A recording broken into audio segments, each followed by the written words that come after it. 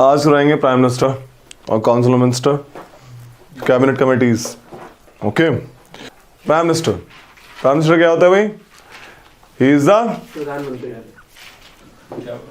De facto head of the government. ठीक है, de facto head of government.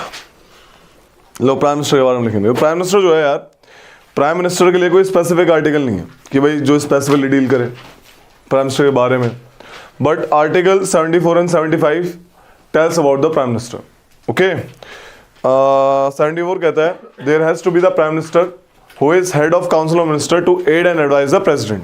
Right, समझ आ रही इतनी सी कहानी? एंड आर्टिकल 75 कहता है president will appoint the prime minister and also appoint council of minister who are recommended by the prime minister।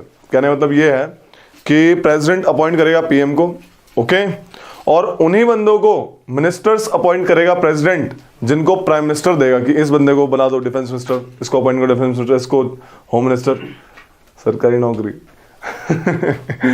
ठीक है, तो ये सब समझ आ रही है? ये प्राइम मिनिस्टर, प्राइमरी जो प्राइम मिनिस्टर है यार, ये बहुत बड़ा रोल है इस बंदे का, बहुत बड़ा रोल है। ठीक है, इतना बड़ा रोल है कि पार्लियामेंट्री फॉर्म ऑफ गवर्नमेंट को कभी कभी prime minister form of government भी कहते हैं, because he is the head of executive. Right, इसके ही कहने पे, प्राइम मिनिस्टर कहने पे, प्रेसिडेंट साहब किसी भी काउंसिल ऑफ मिनिस्टर को हटा सकते हैं। ठीक है, इनके ही कहने पे, प्राइम मिनिस्टर साहब के कहने पे, प्रेसिडेंट साहब मतलब prime minister and the advice of cabinet, he is the head of cabinet, cabinet का भी हेड होता है। तो कैबिनेट के एडवाइस से ही बहुत सारे काम होते हैं, like all of the, like most of the works in our government is based on the advice tendered by the cabinet to the president. ठीक है, और वो एडवाइस जो कैबिनेट की होती है उस पर कहीं ना कहीं मोस्ट इन्फ्लुएंस किसका होता है? प्राइम मिनिस्टर का। समझ आ रही है? अगर हम कंपेयर करें यूएस के प्रेसिडेंट को इंडिया से, तो उसके इक्विवेलेंट प्राइम मिनिस्टर साहब आएंगे पावर के मामले में। ठीक है, बहुत बड़ी power, supreme power in terms of executive वाला। जो मैं बोलता हूं कि advice, satisfaction of president is required, word use करते हैं सेटिस्फेक्शन वगैरह, ये कहने की सेटिस्फेक्शन होता है कैबिनेट का, और कैबिनेट का हेड कौन होता है? पीएम साहब। ठीक है, तो पीएम साहब के बारे में थोड़ा सा लिखते हैं। लिखो, president is the nominal executive authority. President is a nominal executive authority that is de jure. That is de jure executive authority. And Prime Minister is the real executive authority, that is de facto executive.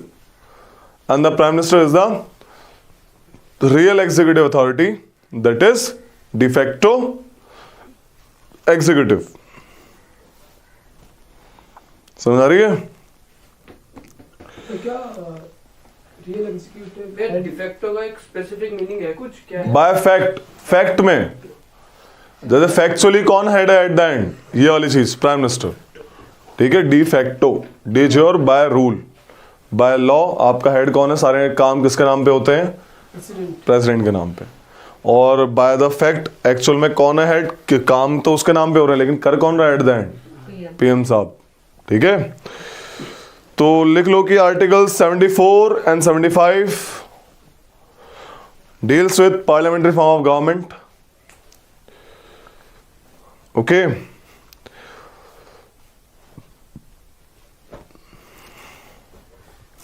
कौन appoint करता है prime minister को? President साहब। लिख लो, prime minister is appointed by the president. अब ऐसा नहीं किसी बंदे को बना देगा, जितने 545 543 लोग हैं उन्हें किसी को थोड़ी बना देगा, वो उसी बंदे को प्राइम मिनिस्टर चुनेगा प्रेसिडेंट साहब एज पर पार्लियामेंट्री कन्वेंशंस, जिसकी लार्जेस्ट मेजॉरिटी होगी। ठीक है, तो बाउंड होते हैं वो भी, लार्जेस्ट मेजॉरिटी पार्टी के बंदे को ही चुनना पड़ेगा उनको। इन केस किसी की भी मेजॉरिटी नहीं आई, है ना, इन केस किसी की मेजॉरिटी नहीं आई, तो उस केस में जो कोएलिशन गवर्नमेंट होती है, गठबंधन सरकार, गठबंधन जो पॉलिटिकल पार्टीज होंगी, वो बोलेंगे हमारे पास सपोर्ट है, देखो इतने सारे बंदे, आप हमारे बंदे को क्या करो, अपॉइंट करो। अगर उसमें भी किसी की नहीं है, तब जो बंदा है आपका, जो आपका प्रेसिडेंट है, तब वो सिचुएशनल डिस्क्रिशन अपनी बात रखेगा, अपने मन से, अपने मन की बात रखेगा। किसी भी एक बंदे को बोलेगा तुम पीएम हो आज से, और अपनी मेजॉरिटी प्रूफ करो फ्लोर ऑफ द हाउस पे। समझ आ रही है? दिल्ली हाई कोर्ट का ऑर्डर था कि आप पहले प्राइम मिनिस्टर बनाएंगे और मेजॉरिटी बाद में प्रूफ करवाएंगे। ये नहीं कि पहले बोलेगा तुम मेजॉरिटी प्रूफ करके लाओ। समझ रहे हो? पहले वो अपॉइंट करेगा प्रेसिडेंट और फिर कुछ टाइम पीरियड देगा। इतने टाइम पीरियड में आपको क्या करना है? वोट ऑफ कॉन्फिडेंस लेना है, आपको प्रूव करना है कि आपकी मेजॉरिटी है पार्लियामेंट में। समझ आ रही है? तो ये कहानी है। तो लिख लो कि ये लिख लिया, प्रेसिडेंट अपॉइंट द पीएम। भैया अगर मेजॉरिटी प्रूव नहीं कर पाया तो गिर जाएगा, नहीं बनेगा तो उसको रिजाइन करना पड़ेगा। दूसरा वो चूज करेंगे। दूसरा बोलेगा मैं बना सकता हूँ, ये होगा। चुनाव होगा या फिर ऐसे? अगर 2-3 बार हुआ, मतलब एक बार हुआ जब प्रेसिडेंट को लगा कि भाई पंगा है, तो डिसॉल्व कर देगा। ठीक है? एक बंदा आया, उसने बोला कि मैं प्रूफ कर सकता हूँ। अब कोई छोटी पार्टी का आया तो उसको थोड़ी बोला प्रूफ करके दिखाओ, तो वो डिसॉल्व कर दे, दोबारा चुनाव होंगे। ये कहानी होती है। ओके? ऐसा गिरना और उठना हुआ है बहुत बार इन टाइम्स ऑफ 1990s एंड 2000। इस बीच में बहुत सारी कोलिशन गवर्नमेंट आई थी 1990 और 2000 के बीच में बहुत कोलिशन गवर्नमेंट थी।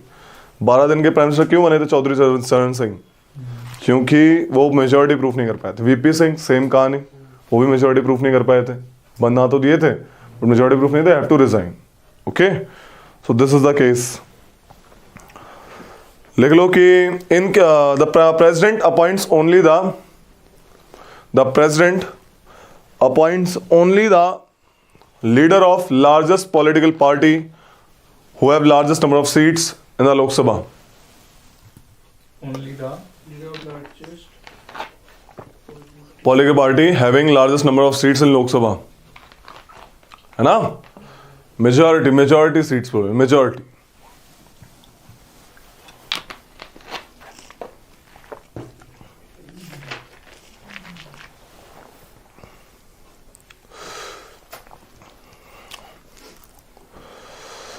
जो मिनिस्टर्स होते हैं, चाहे पीएम हो चाहे यूनियन मिनिस्टर हो, जो पीएम साहब होते हैं, इनको ओथ यूनियन मिनिस्टर के लेवल की दिलवाई जाती है।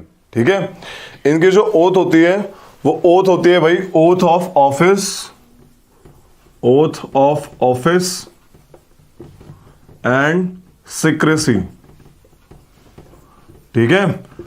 ये दो वर्ड है। ऑफिस की ओथ होती है सीक्रेसी की, मतलब ये अपना काम सीक्रेट रखेंगे अनटिल अनलेस, जब तक रिक्वायर्ड नहीं होगा। सर डिमोनेटाइजेशन हुआ था, किसी को नहीं पता था, जब सामने आया तो इनके पास पावर है ही। ओके, सीक्रेट, अपने काम को सीक्रेट रखेंगे देश के हित के लिए। राइट? बाद में बताएंगे जब आपको जवाबदेही देनी पड़ेगी। ओके? इंटरनल अफेयर्स का कोई मतलब नहीं बनता, एक्सटर्नल वाली चीज को ही बताएंगे वो लोग। हम क्या सोच रहे हैं, हम क्या करने वाले हैं, किसी को नहीं पता लगेगा, बट जब काम होगा तो उसकी जवाबदेही देनी पड़ेगी। सीक्रेट से मतलब समझ आ रहा है? इंटरनल, ताकि देश के हित में काम हो सके। लिख लो, the president administers the oath of office and secrecy to the prime minister. Oath of office and secrecy to the prime minister. और ये जो oath होती है, it is same, this oath is same as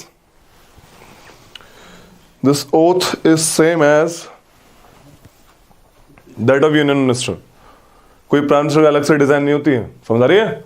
जो भी union ministers होते हैं, defence minister, अपना होम मिनिस्टर वगैरह, इनकी जो ओथ होती है, जो बेसिक यूनियन मिनिस्टर की होती है, वही आपके पीएम साहब की होती है।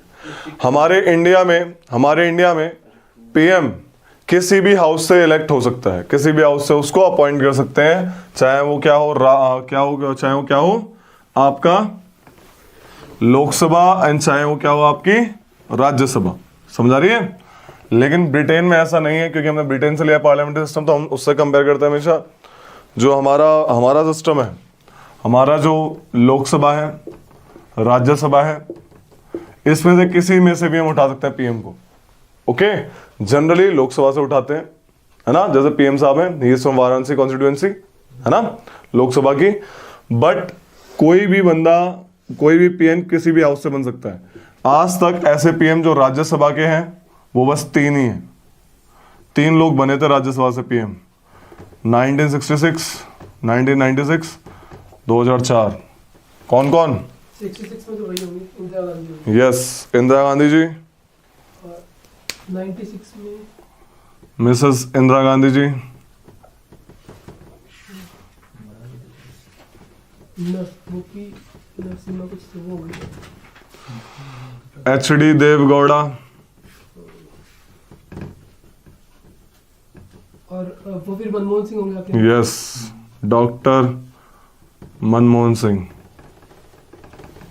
ठीक है, ये तीन ही लोग हैं जो राज्यसभा से थे जो पीएम बने बाद में। लिख लो इसको कि normally PM comes from Lok Sabha, but in India it can be member of either house of the parliament. But in India it can be member of either house of the parliament. ठीक है? इंदिरा गांधी जी हैं वो, उनने तो बाद में चुनाव लड़ लिया होगा ना। हाँ हाँ हाँ, कुछ टाइम के लिए थी। ठीक है, तो ये कहानी है। तो लिख लो, there are only 3 PM in India who were appointed from the Rajya Sabha. That is, नाम लिख लो इन तीनों के, इंदिरा गांधी 1966, देवेगौड़ा 1996, मनमोहन सिंह 2004। ब्रिटेन में ऐसी कहानी नहीं है। ब्रिटेन में जो पीएम बनेगा ही और she has to be the member of lower house, that is house of commons. ठीक है, ये कहानी है। एक सेकंड ये भी लिख लेते हैं।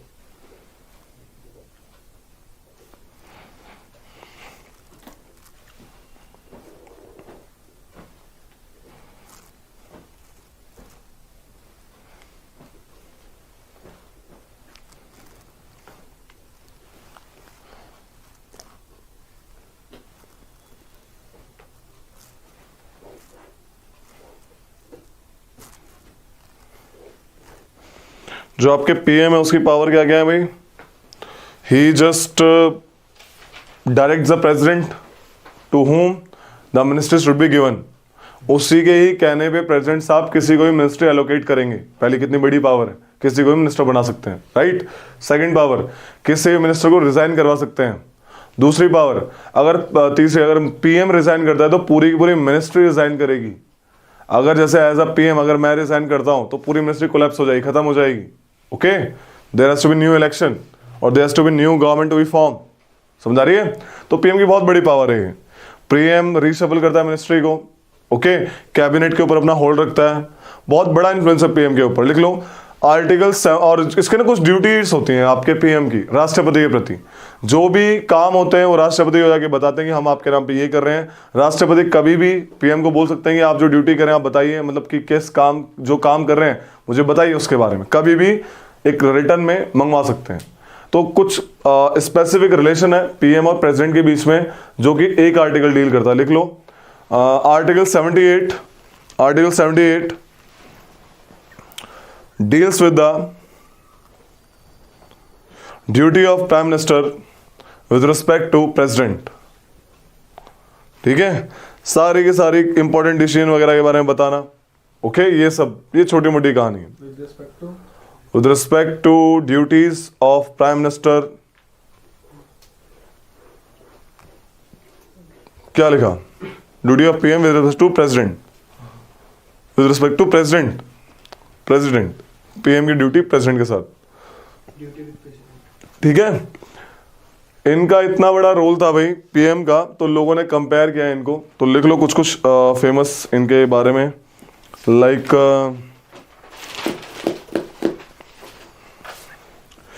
Munro called the prime minister, Munro called the prime minister as the captain of the ship of the state,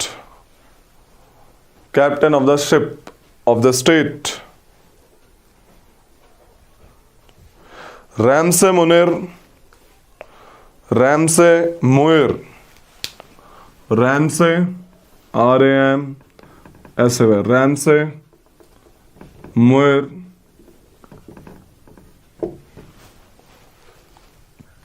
described PM as the steering man of the steering wheel of the ship of the state, steering man of the steering wheel of the ship of the state. Okay, of the ship of the state. ये state country को represent करता है। Country को state भी बोल देते हैं, ठीक है। कौन सा आर्टिकल स्टेट की भाषा बताता है? Good.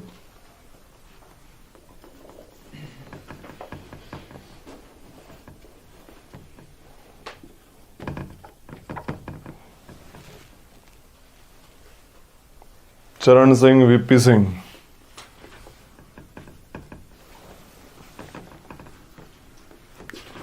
VP Singh,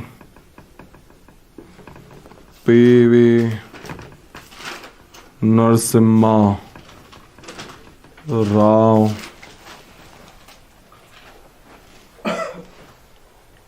HD. Deve Gowda, Narendra Modi.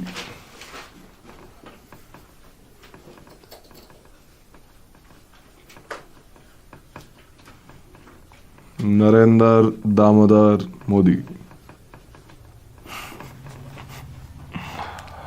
ये लोग वो बंदे हैं जो पीएम थे इंडिया के, and before that they were CM of there state, ठीक है। Only these people were these were CM. जैसे ये आपके बॉम्बे स्टेट के सीएम रह चुके हैं, समझ आ रही है क्या कहना चाह रहा हूँ।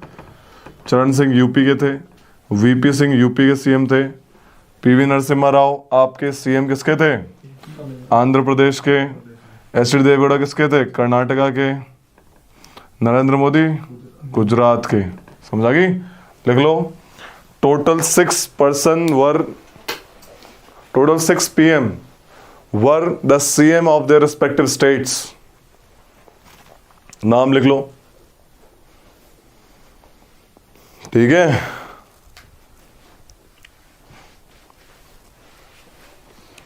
इनके बारे में खास बात भी लिखवाएंगे थोड़ी थोड़ी। हट गए भैया। संजय गांधी कभी बने थे? नहीं, अच्छा, कभी आया नहीं सकता। संजय गांधी किचन कैबिनेट के पार्ट थे, बताएंगे अभी, जो इन्फ्लुएंस रखते थे काफी। बॉम्बे तो महाराष्ट्र में ही आएगा ना? बॉम्बे, महाराष्ट्र, बॉम्बे कब महाराष्ट्र और गुजरात बटे थे? मेरे को कंफर्म तो याद नहीं, लेकिन ये पता है कि बटे थे। यूनिवर्सिटी बेस से पहले तो जब गुजरात और महाराष्ट्र एक था, हाँ, उस टाइम के प्रेसिडेंट थे। ओके, बॉम्बे अलग था, ठीक है। बॉम्बे।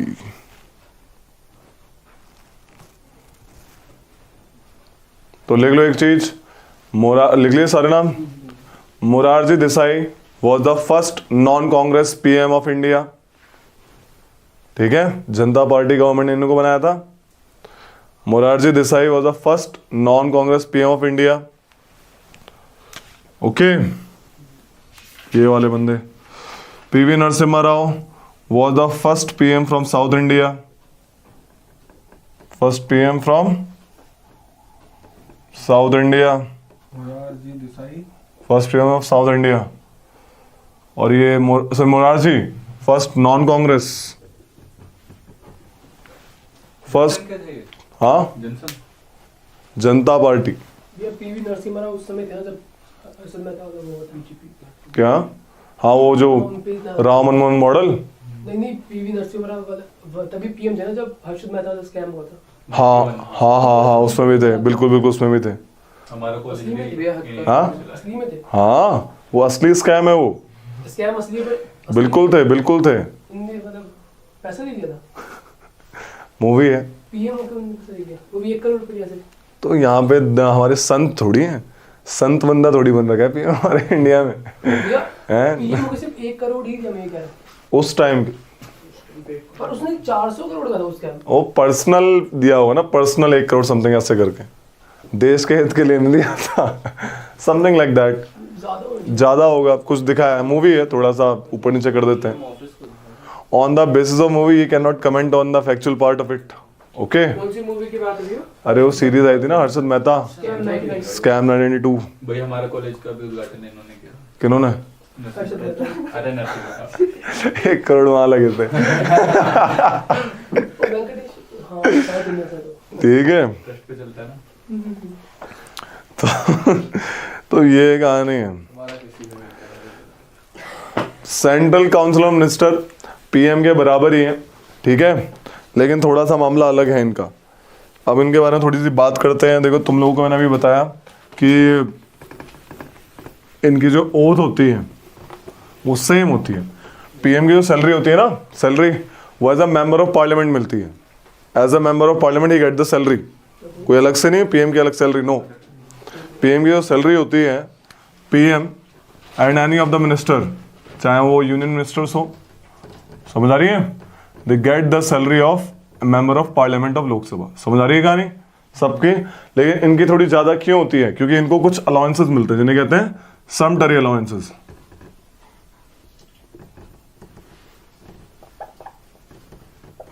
समटरी अलाउंसेस ये होते हैं अकॉर्डिंग टू द रैंक,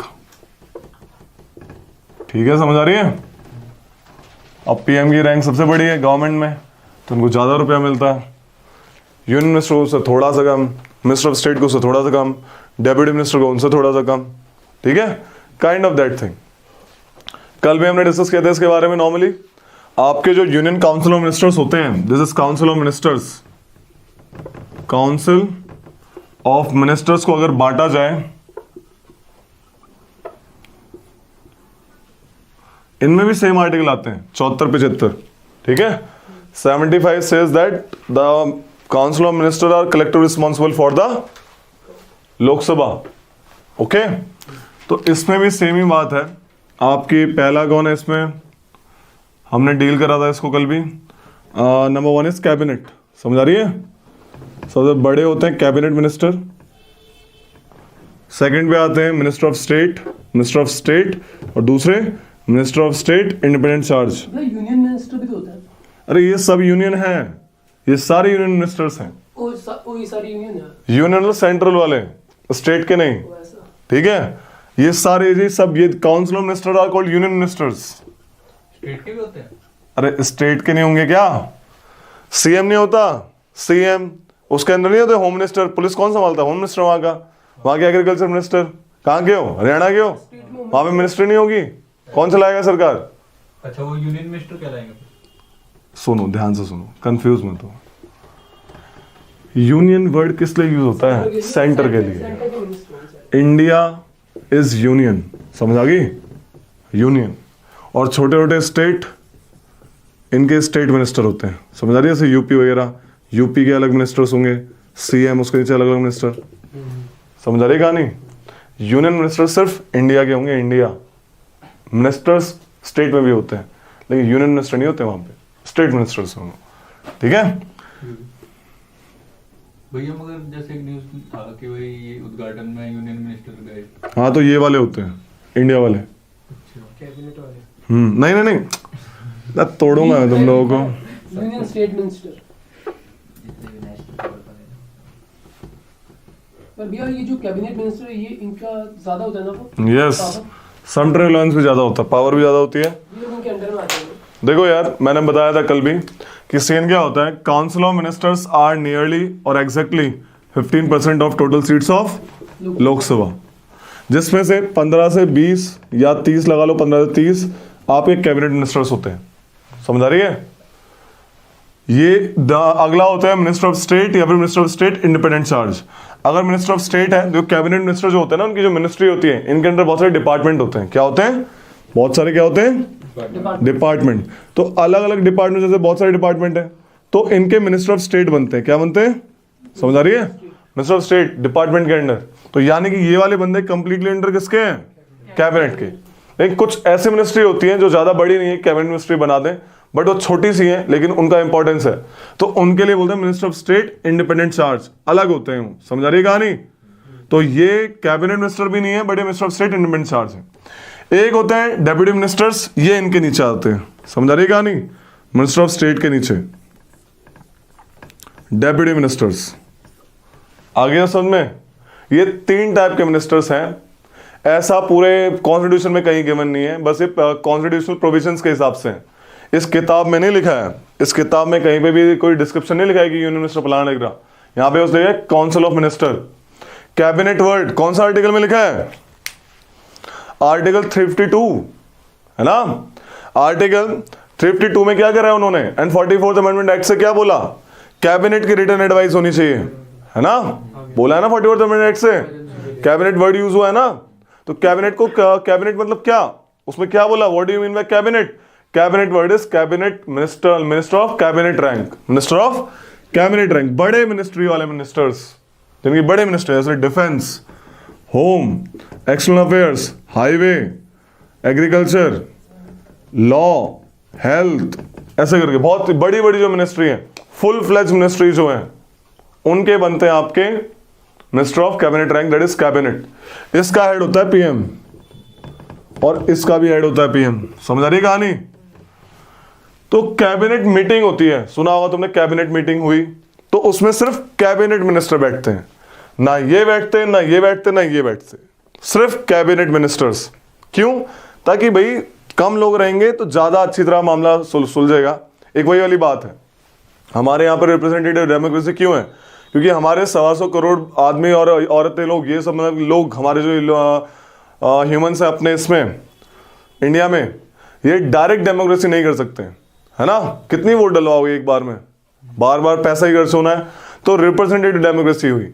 अब इसलिए क्योंकि हमारे 15% हो जाते हैं तो ज्यादा लोग हो जाएंगे। In that case what we use, we just make the inner circle, एक इनर सर्कल बनाया इसमें कैबिनेट का। ये सर्कल हो गया एक तरह council of ministers circle, council of ministers circle, और उसमें एक इनर सर्कल क्रिएट किया, दैट इज कैबिनेट। समझ आई नहीं आई? जो कि सारे डिसीजन लेता था और फिर आगे काउंसिल ऑफ मिनिस्टर की मीटिंग में थोप देता था कि वो बड़े लोग हैं। समझ आ रही है कहानी? तो this is the case. Cabinet मतलब ये आ रही है समझ में? अब ये सारे यूनियन मिनिस्टर हैं, सारे के सारे। Council of minister are of 3 types, ये भी काउंसिल ऑफ मिनिस्टर में आते हैं, ये भी और ये भी। आ रही है समझ में? This is what we mean by the council of ministers. 15% of the Lok Sabha बनते हैं बस। क्योंकि हुआ क्या था 2003 2001 तक आपके सीन क्या होता था, जैसे कोएलिशन गवर्नमेंट बनानी है तो मैं क्या कहता, तुम्हें मैं अपनी मिनिस्टर बना दूंगा, किसी भी कोई नई मिनिस्ट्री खड़ी कर दूंगा, उसमें आपको मिनिस्टर बना दूंगा। या फिर डिफेंस में बहुत सारे मिनिस्टर ऑफ स्टेट बना दिए, 10-12 मिनिस्टर ऑफ स्टेट ही है, नए नए डिपार्टमेंट बना दिए। तो ऐसे क्या होता था, एक लमसम हो जाता था, मतलब बहुत एकदम हौच पौच मामला हो जाता था। This is against. फालतू में नई पोस्ट बना रहे हो, नया खर्चा जा रहा है, पैसा ऊपर ही रहता था, काम नहीं होता था, डिपेंडेंट होते थे लोग।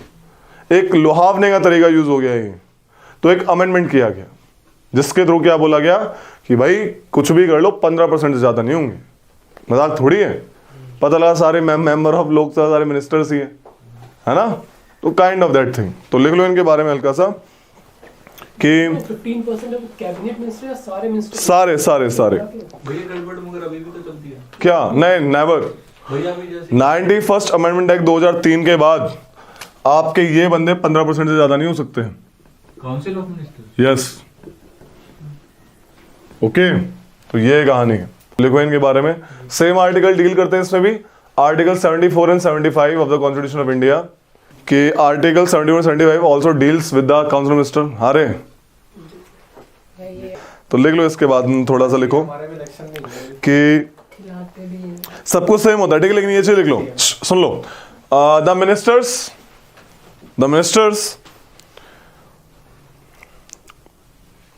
including the prime minister cannot exceed 15% of the total seats of House of People. 15% of the total strength or seats of the House of People, that is Lok Sabha. This provision was added by Lok Sabha. Total strength of the house, house of people. अबे house of people को ही लोकसभा कहते हैं, ठीक है। This provision is added by 91st amendment act 2003। कि इससे पहले बहुत लोग बन जाते थे।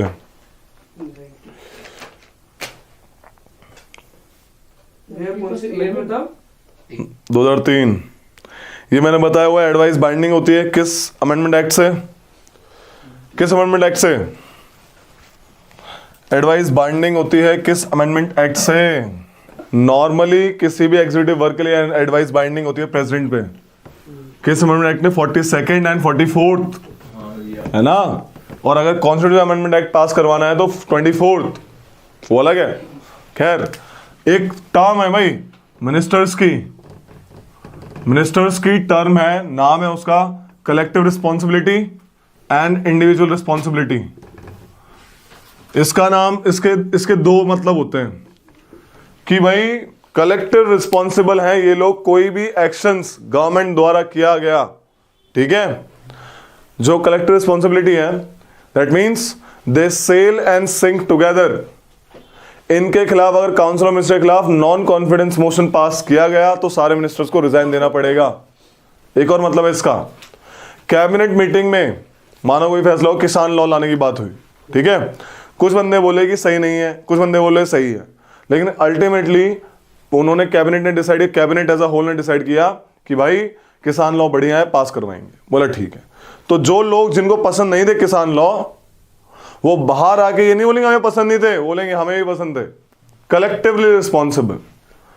अंदरूनी कुछ भी चल रहा है बाहर गवर्नमेंट का, उन्हें सपोर्ट करना पड़ेगा। एक बार डिसाइड हो गया तो internally as well as externally, एक बार फाइनल हो गया तो यह कलेक्टिव रिस्पॉन्सिबल। मतलब जैसे हम लोग कितने बंदे, 8 बंदे हैं, अगर 3 बंदे कहते हैं कि नहीं गलत चीज है और अपने 5 बंदे कहते हैं कि सही है, तो बाद में 3 बंदे भी हमारी हामी बनेंगे। ये नहीं कि बैक बिचिंग चल रही है, ठीक है, बैक बिचिंग वाला सिस्टम नहीं है। मीडिया में जाके सपोर्ट करेंगे चाहे कुछ भी हो। कहते हैं ना मोदी गवर्नमेंट इतनी अच्छी, मोदी साहब ने किया, हर लोग बोलते रहते हैं, समझ आ रही है। देखेंगे मीडिया में कभी खिलाफ नहीं बोलते, कोई भी मिनिस्टर, किसी मिनिस्टर से बयान ले लो किसी भी चीज का, ये होता है collective responsibility. They are collectively responsible to the Lok Sabha. मैंने बताया मिनिस्टर्स किसी भी हाउस के हो सकते हैं, जैसे पीएम किसी भी हाउस का हो सकता है, मिनिस्टर भी किसी भी हाउस से आ सकते हैं, और कोई भी मिनिस्टर बिना हाउस का होते हुए भी 6 महीने तक मिनिस्टर बन सकता है। पता है, नॉर्मल सी बात है, बेसिक चीज, राइट। लेकिन वो रिस्पॉन्सिबल, बेशक वो राज्यसभा का मेंबर है, he will responsible only to the Lok Sabha. अपने मिनिस्ट्री के अंडर किए गए काम ही विल बी रिस्पॉन्सिबल। अब एक क्वेश्चन आ रहा होगा दिमाग में भैया, हाँ, कि वो बैठता तो राज्यसभा में है ना, अब लोकसभा में उसको कैसे रिस्पॉन्सिबल है? मिनिस्टर के पास राइट होता है, ministers and attorney general have a right under article 78। Ministers and attorney general, इन दोनों के पास राइट होता है कि ये लोग किसी भी हाउस में बैठ सकते हैं, चाहे कोई भी मिनिस्टर किसी भी हाउस का तब भी बैठ सकता है। जो 6 महीने वाला सिस्टम है, किसी भी हाउस में बैठ सकते हैं, बोल सकते हैं, बात कर सकते हैं, सुना सकते हैं, लेकिन वोट उसी हाउस में देंगे जिस हाउस के वो मेंबर है। समझ आ रही है कहानी? अगर कोई बंदा राज्यसभा का है तो वोटिंग, जैसे लॉ पास होते हैं तो वोटिंग वो उसी हाउस में करेगा जिस हाउस का मेंबर है। बट बैठ सकता है, बातें कर सकता है, इधर उधर जा सकता है। तो यहां पे अब रिस्पॉन्सिबल मतलब क्या है? यहां पे आके वो जवाबदेही देगा। He will come to Lok Sabha and give the जवाबदेही। समझ रही कहानी? लोकसभा वाला वहां नहीं जा सकता? बिल्कुल जा सकता है। मिनिस्टर चाहे कोई भी हो। अभी बजट आएगा ना, देखना, बजट एक बार यहां पे सुनाया जाता है, एक बार यहां सुनाया जाता है। देखना, मिनिस्टर हर जगह जवाब देते हैं। मिनिस्टर राइट है एज पर आर्टिकल 78। समझ रही कहानी? They can be sitting at any house without entitled to right to vote. They will vote only in that house in which he is or she is a member. कहानी समझ आती है इतनी सी? Good, word out clear. ये collectively responsible का मतलब है। किसी भी हाउस का हो या ना हो, he will responsible to the Lok Sabha. पहली चीज, कलेक्टिवली रिस्पॉन्सिबल। अगर जैसे बाहर आके गलत बोल दे तो उसके पीछे उनका क्या, उनकी सजा, पनिशमेंट? भाई बता रहा हूं, सुनो, वेरी गुड, नाइस क्वेश्चन। इस पे आता है इंडिविजुअल रिस्पॉन्सिबिलिटी। इंडिविजुअल रिस्पॉन्सिबिलिटी, मान लो इंटरनली उसके मन में ख्याल आया कि भाई गलत मामला है, तो जहां पे भी डिफरेंस होगा उस बंदे का पीएम के साथ, पीएम के डिसीजन के साथ, कैबिनेट डिसीजन के साथ, तो पीएम उसको बोलेगा रिजाइन। नहीं करेगा तो पीएम सीधा प्रेसिडेंट के पास जाएगा, डिसमिस। सिंपल, पावर है पीएम के पास, प्रेसिडेंट के पास रिमूव करवा देगा। ठीक है, कभी भी किसी को रिमूव करवा सकता है। बोला प्यार से हो जाओ, रिजाइन कर दो, तुम्हारे ऊपर अच्छा है, वरना रिमूव तो मैं करवा दूंगा। ये कॉन्स्टिट्यूशन में ऐसा है? फिर कॉन्स्टिट्यूशन में ऐसा लिखा हुआ है। ऐसा क्यों रखा है? मतलब प्रेसिडेंट की, प्राइम मिनिस्टर की पावर है, because we have parliamentary form system and which there is a one executive head and that is head, जो बेसिकली पीएम है। पीएम की पावर नहीं होता है तो कोई भी कुछ भी बोलेगा। भैया अगर कोई चीज गलत है फिर वो बोल रहे हैं तो उसे हमारा मेजोरिटी पार्टी रूल है एट द एंड। अरे बातें मत करो, मेजोरिटी पार्टी रूल है। अगर सारे लोग गलत बोलते तो मेजोरिटी नहीं रह पाएगी फिर, इसलिए इनको बाउंड करके बनाया। अपोजिशन भी हुई है? नहीं नहीं नहीं, मिनिस्टर्स मेजोरिटी कैसे रहेगी? लोकसभा की मेजोरिटी देखो कैसे बनता है, गवर्नमेंट कैसे बनती है बे? लोकसभा में सीट सिलेक्ट हुई 543, इसमें से जैसे सपोज बीजेपी उसकी कुछ सीट होंगी, सपोज कितना 273 से ज्यादा है ना, सपोज 305 है, तो इन्होंने बना दी मिनिस्ट्री। इसमें सबको तो मिनिस्ट्री दे नहीं सकते, तो कुछ कुछ लोगों को मिनिस्ट्री देते हैं, समझ आ रही है? तो वो लोग और बाकी जो बचे लोग हेल्प करते हैं इनको यहाँ पे अपना बहुमत बनाने के लिए। ऑब्वियस है मिनिस्टर उनको ही बनाते हैं जिनकी इन्फ्लुएंस होता है, समझ आ रही है? अब सपोज यूपी के कुछ बंदे इलेक्ट हो गया इस सीट पे, अब यूपी वालों में एक रीजनलिज्म होगा कहना कि हम यूपी ऐसे होता है, तू कहाँ से भी वहां से, मैं ऐसे करके, है ना? और ये तो लेकिन नॉर्मल हो गया। एक होता है पकड़ होती है लोगों की अपने अपने स्टेट में। अब उस बंदे को हटाया तो उसके 4-5 बंदे और इन्फ्लुएंस हो गए, है ना? जैसे एक नाथ शिंदे, राइट, उसके है ना पकड़ उसके पास एमपी अपने एमएलएस की। तो ये कहानी होती है। अगर पीएम की पावर नहीं बनाएगी अच्छी तरीके से तो भैया गवर्नमेंट गिर जाएगी, साफ सीधी बात है। कोई बैग बिचिंग नहीं चलेगी, मिनिस्टर हटा देगा वो सीधा, ठीक है? बहुत बार हुआ ऐसा। किसान लोग आए थे, अकाली दल जो कोएलिशन था वहां की लेडी ने इस्तीफा दे दिया था, ठीक है? हरसिमरत कौर दिया था, नहीं दिया था? सेम कहानी। सो this is many time happens. Bhimrao Ambedkar ने इस्तीफा दिया था अपने टाइम पे, जब उनके Hindu code bill pay discussion हुआ था, तो he was against that law. काफी टाइम लोगों ने इस्तीफा दिया इस चीज पे। ओके, समझ आया? इन कलेक्टिव इंडिविजुअल रिस्पॉन्सिबिलिटी लिख लो। Council of ministers have 2 kinds of responsibility. वो रिजाइन करते हैं, अगर नहीं करेंगे तो निकाल देगा। रिजाइन करेंगे, नहीं करेंगे तो प्रेसिडेंट ऑर्डर पास करेगा on the advice of PM कि भाई ये मिनिस्टर डिस्मिस कर दो, वैसे हट जाएगा, simple. Council of minister opposition भी आ सकता है, अपोजिशन के मिनिस्टर्स भी लेते हैं। ले सकते हैं, लेकिन क्यों लेंगे? खुद सोचो ना, क्यों लेंगे? पकड़ है मतलब उस टाइप की चीजें नहीं ले पाएंगे ना, सोचो, क्योंकि यही तो विन और वो वाला सिचुएशन है। मेजॉरिटी पार्टी रूल है। अब कांग्रेस और बीजेपी मिल गई फिर तो लड़ाई नहीं रहेगी। अमेरिका में ऐसा कुछ है ना कि मतलब क्योंकि ये दो डिफरेंट आइडियोलॉजीज के मिल सकते हैं, मना नहीं है, कोalition गवर्नमेंट में मिल सकते हैं, है ना? हाथ मिला ले, क्या दिक्कत है? बिल्कुल मिल सकते हैं। मगर भैया फिर जो राज्यसभा से आएंगे वो भी तो वही होंगे जो इन्हीं के पार्टी जो रिकमेंड वगैरह करेगी। क्या? हाँ बिल्कुल, उन्हीं की पार्टी के हो सकते हैं, किसी भी अलग मेंबर के हो सकते हैं, राइट? अब यहाँ पे भी तो 2 डिफरेंट पार्टी के लोग आ सकते हैं। यहाँ पे भी बीजेपी कांग्रेस दोनों बंदे हैं, ठीक है? यहाँ पे बीजेपी कांग्रेस दोनों बंदे हैं। यहाँ पे वो बंदे आते हैं जनरली जो लोकसभा के इलेक्शन में हार जाते हैं, बट उनका इन्फ्लुएंस तगड़ा होता है, उनको वहां बुला लेते हैं इनडायरेक्टली इलेक्ट करके, है ना? भैया फिर इन निर्दलीयों को वो दे सकते हैं? बिल्कुल दे सकते हैं, मिनिस्ट्री बिल्कुल, किसी को भी। अरे जो दल का ही नहीं है उसको भी दे सकते हैं। ये तो फिर भी मेंबर तो है, मतलब उस पार्लियामेंट के, जब वो भी 6 महीने के लिए बन सकता है ना? तो इंडिपेंडेंट मेंबर्स भी मिनिस्टर्स बन सकते हैं, नो डाउट। यार स्टेट में होम मिनिस्टर थोड़ी होता है। क्यों नहीं होता? होम मिनिस्टर स्टेट लेवल का होता है। एक यूनियन होम मिनिस्टर, स्टेट में होम मिनिस्टर डिपार्टमेंट्स होते हैं, एक्चुअल में डिपार्टमेंट के हेड होते हैं, उनको मिनिस्टर्स बोल देते हैं। ओके, उनकी मिनिस्ट्रीज को डिपार्टमेंट्स बोलते हैं, इनके मिनिस्ट्रीज को मिनिस्ट्री बोलते हैं। होम मिनिस्टर होते हैं, क्यों नहीं होते? ये जो पुलिस वाला मिनिस्टर है, होम मिनिस्टर तो है आपके यूपी है, किसी भी गवर्नमेंट का, किसी भी बिहार, होम मिनिस्ट्री, ठीक है? डिफेंस मिनिस्ट्री नहीं होती, समझ आ रही है? पुलिस वाले लेवल के लिए होम मिनिस्ट्री होती है। ओके, बहुत पावरफुल मिनिस्ट्री होती है। इसमें ये स्टेट में ये वाली किसी के भी घर में चढ़ा दो यार, पुल्स। तो लिखो, there are 2 types of responsibility, one is collective. Council of ministers, council of ministers have 2 types of responsibilities, one is collective. Collective के बारे में लिखो, कलेक्टिव रिस्पॉन्सिबिलिटी के बारे में लिखो। Article 75 clearly states that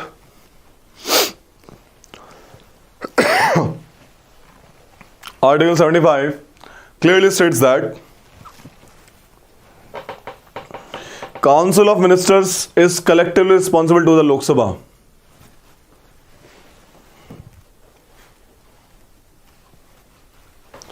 Council of Ministers are collectively responsible to the Lok Sabha. They work as team and swim or sing together. They work as team and swim and or sing together. They work as team and swim or sing together. One for all for one वाली बात है इनके लिए, ठीक है.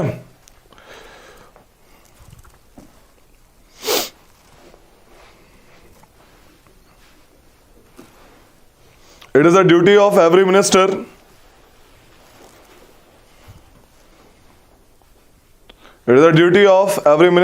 to stand by cabinet decisions, to stand by cabinet decision, both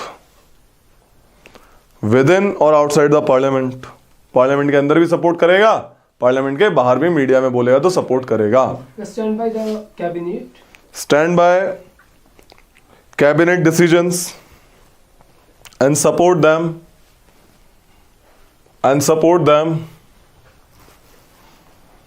both within and outside the parliament.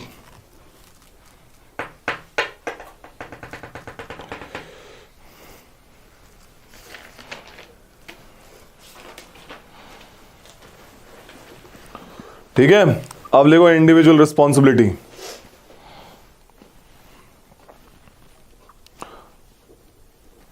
Article 75 also contains the principle of individual responsibility.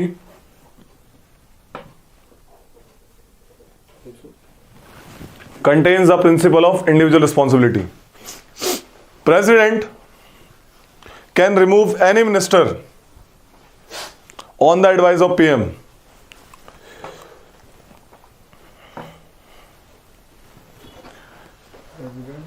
Can remove any minister only on advice of PM. Yeah. समझ आया? Only on advice of the PM. लिख लो इसमें. In case of difference of opinion, ये बताया था. In case of difference of opinion or dissatisfaction with the performance of minister. In case of differences of opinion or dissatisfaction with the performance of a minister, the PM can ask him to resign. The PM can ask him to resign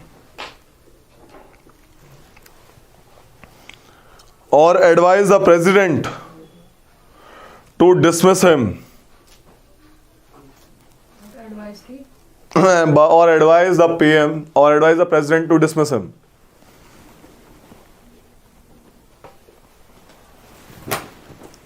है ना? Individual responsibility से ही collective responsibility बन रही है, बड़ा पंगा हो जाएगा. एक बार भी इसके आगे 2-3 वर्ड्स बताना. In case of difference of opinion और डिससैटिस्फैक्शन के बाद क्या? The PM can advise the president to dismiss the minister. नहीं भैया वो with the performance of a minister यहाँ से बोला. अच्छा, in case of difference or dissatisfaction with the performance of a minister. Performance उसे कार्य से. The PM can ask him to resign or advise the president to dismiss him. ठीक है? मैं जो एक क्वेश्चन पूछूं. हाँ बोलो बोलो. जो प्रेसिडेंट की पावर्स हैं. Absolute power. वीटो. हाँ. Absolute, suspensive and pocket. ये वो कितनी बार भी यूज कर सकते हैं? हाँ, कोई लिमिट थोड़ी है.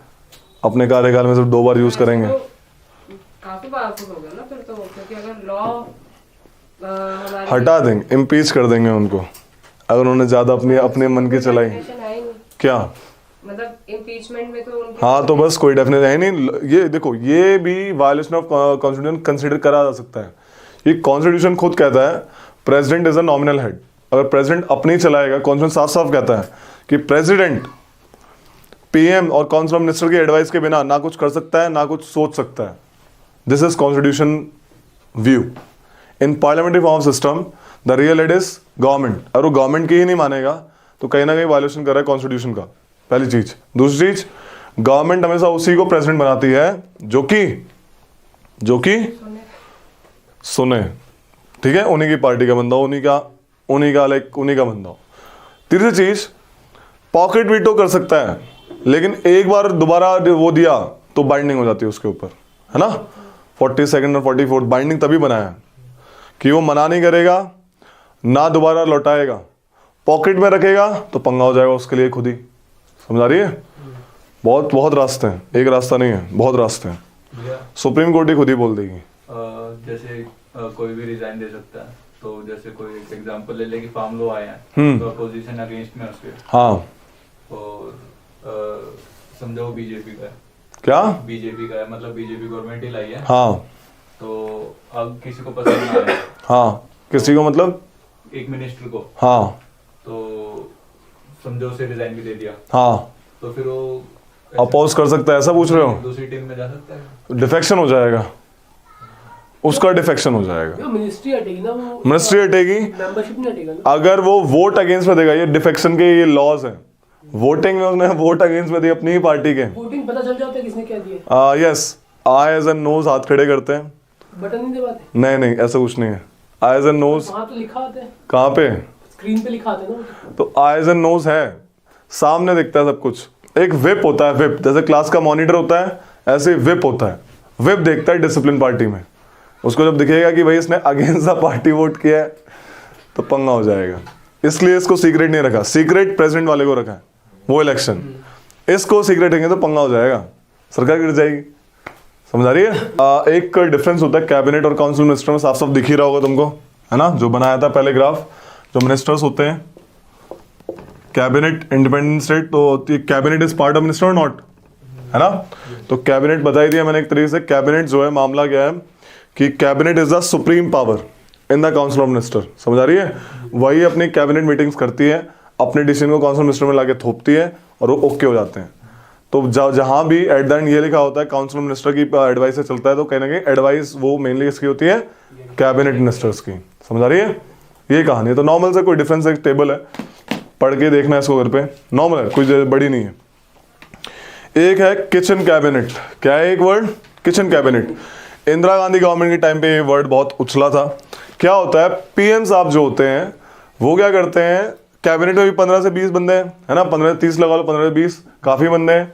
अब हमेशा 30 बंदों से बात नहीं करते, वो क्या करते हैं, अपने आसपास 5-6 बंदों से बात करते हैं। अब वो मिनिस्टर्स भी हो सकते हैं 5-6 बंदे, या उनके घर परिवार के बंदे भी हो सकते हैं, उनका खुद का बेटा बेटी या दोस्त, राइट। जैसे इंदिरा गांधी गवर्नमेंट में संजय गांधी का बहुत बड़ा इन्फ्लुएंस था इंदिरा गांधी गवर्नमेंट के ऊपर, किचन कैबिनेट का पार्ट थे वो। अब ये कहीं ना कहीं गलत चीज है, क्योंकि जब नॉन इलेक्टेड बंदा गवर्नमेंट की पॉलिसी में अपना हाथ डाल रहा होता है, तो कहीं ना कहीं लोगों की पावर के हना नहीं है कि हमने तो इलेक्ट उनको किया है, राइट। अब वो नॉन इलेक्टेड बंदा है, तो ये वाली दिक्कत आती है। तो किचन कैबिनेट दिस बेसिकली एक और इनर सर्कल, कैबिनेट के अंदर भी एक और inner circle, okay. Close dear and near ones का ग्रुप जो होता है उसे किचन कैबिनेट कहते हैं। जैसे इसने बोला कि मुझे सब लोग सीक्रेट शेयर कर लेते हैं, तो किचन कैबिनेट का पार्ट है, ठीक है, समझ आ रही है? ये अमित शाह मतलब पिछली गवर्नमेंट में वो कर, यस, किचन कैबिनेट, बिल्कुल इन्फ्लुएंस था उनका। Yes yes, very true very true very true, एकदम से राइट एग्जांपल। एक होते हैं कैबिनेट कमेटीज, अलग अलग मिनिस्टर्स कैबिनेट कमेटीज बनाते हैं, ठीक। कैबिनेट के लिए cabinet committee on accommodation, cabinet अपना अपॉइंटमेंट, पार्लियामेंट्री अफेयर्स, राइट, कि इसमें कैबिनेट मिनिस्टर रहेंगे, उनका हर एक का हेड होता है। कुछ इंपॉर्टेंट है, उनके नाम लिख लो बस, कैबिनेट कमेटीज लिखो। There are 4 important cabinet committees. Cabinet के अंदर भी कमेटी है ना, अब 30 बंदों के साथ अलग अलग बंदों के से बना दी कैबिनेट कमेटीज। तो कैबिनेट कमेटीज नंबर 1 पे लिखो, political affairs committee,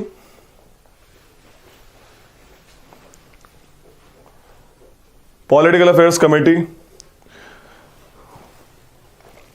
deals with all the policy matters pertaining to domestic and foreign affairs। Political matter, सारे के सारे पॉलिटिकल मैटर जो भी डोमेस्टिक एंड फॉरेन अफेयर्स के हैं, policy political political political policy बोला गया। Policy matters all the policy matters pertaining to domestic and foreign affairs. समझ आ रही है? जो भी पॉलिसीज बनेंगी डोमेस्टिक लेवल पे, फॉरेन लेवल पे, ये कमेटी ज्यादा उसमें उनका ज्यादा पार्ट होता है, रोल प्ले होता है। डोमेस्टिक एज वेल एज क्या फॉरेन अफेयर्स। Foreign affairs.